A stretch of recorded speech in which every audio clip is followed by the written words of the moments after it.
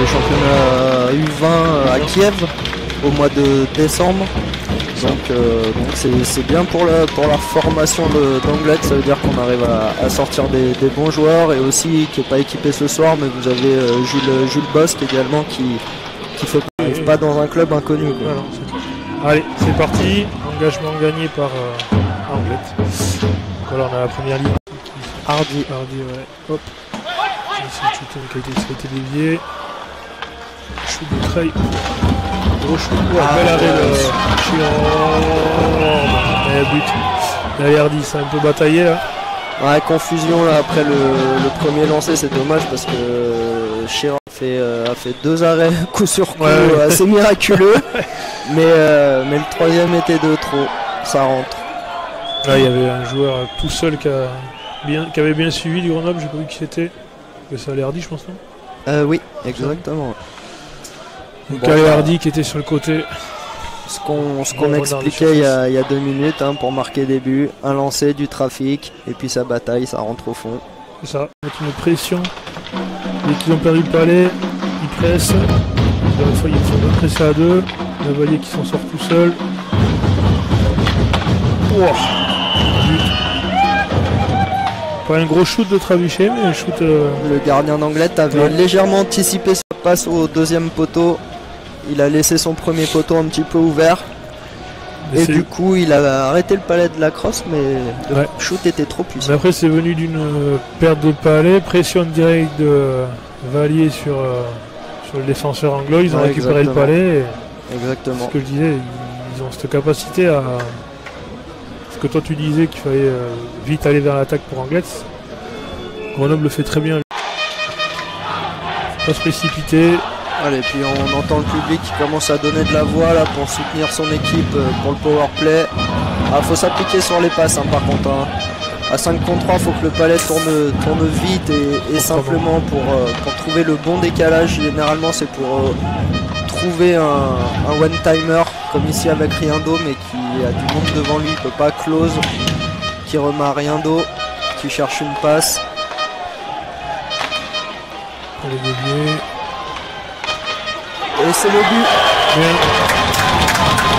Très bien. Beau jeu de Poirier qui a récupéré le palais au deuxième poteau et qui a attaqué la cage direct.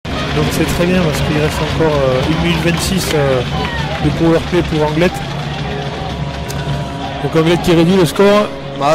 Sur l'ensemble du tiers, c'est mérité, très mérité, oui. C'est pas que Grenoble ne mérite pas les trop scores, mais c'est vrai qu'Anglet a mieux joué, a provoqué là depuis 5 minutes, là,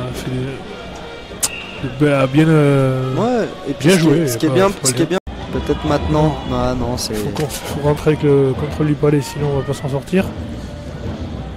Bien joué. Là aussi bien joué. Oui. Bon, finalement on peut envoyer au fond et aller presser. Hein, c'est ce que tu disais, Mika. Il fallait pas avant le contrôle du palais. Non, c'est très bien joué de la part de Riendo qui arrête le palais en sautant à la bleue. Après, il s'est dévié ou quoi, j'ai pas. C'était un lancer vicieux. Certes, il a pris sa chance, ça rentre. C'est bien joué, c'est bien tenté. De toute façon, pour marquer des buts, hein, faut lancer à la cage. Hein. C'est sûr que si on loupe la cage, on n'en marquera jamais.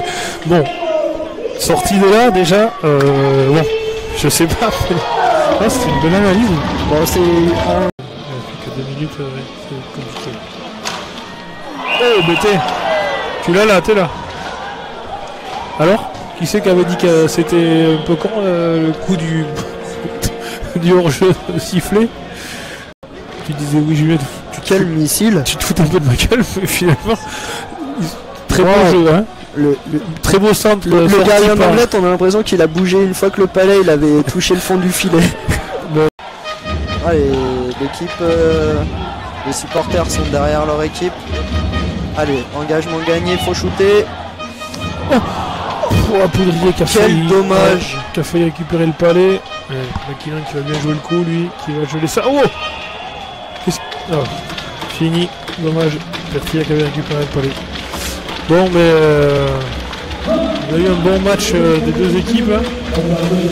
Anglet qui a réussi à revenir au score, à faire douter un peu cette équipe de Grenobloise.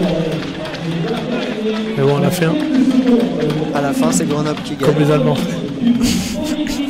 C'est eux qui ont gagné, non, mais ils sont une équipe costaud, il n'y a rien à dire. Ouais, après on peut féliciter aussi quand même l'équipe d'Anglet qui a fait un bon match, je trouve, dans l'ensemble ce soir, avec un premier tiers qui a été un petit peu moyen, où on a vu des joueurs peut-être qui avaient un peu peur de jouer contre les Grenoblois, mais au final ils ont vu qu'ils étaient capables. À partir de ce moment-là, Anglet a commencé à mettre du rythme et à mettre une grosse pression à Grenoble.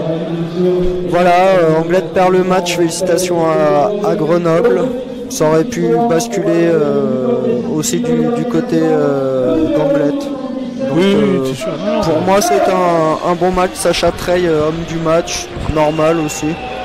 Ouais. Surtout avec ce troisième but là qui met. Ouais, c'est clair qu'il scelle le match complètement. Bon, mais écoutez,